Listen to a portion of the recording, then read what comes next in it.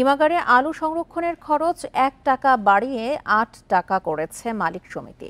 শনিবার রাজধানীর পল্টনে সমিতির কার্যালয়ে সংবাদ সম্মেলনে এই ঘোষণা দিয়েছেন তারা।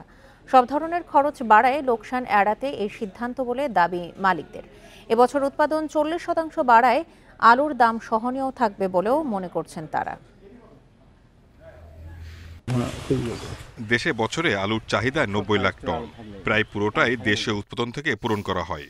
মূলত ফেব্রুয়ারি মাস থেকে সংরক্ষণ শুরু হয় আলুর।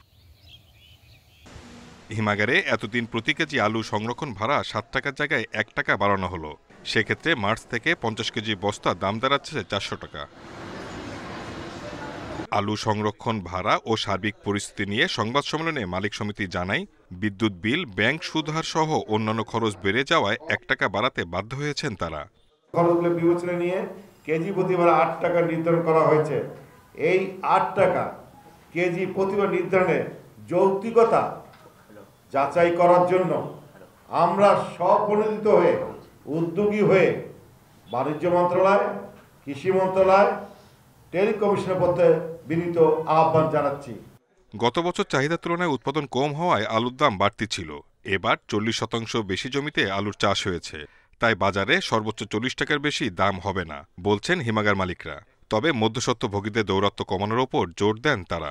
সরকার, অর্থ মন্ত্রণালয় একটি বছরের জন্য আমাদের হিমাগারগুলিকে বলুক যে আপনাদের ২৫ সালের জন্য ব্যাংকের সুদের হার ৭% করা হলো।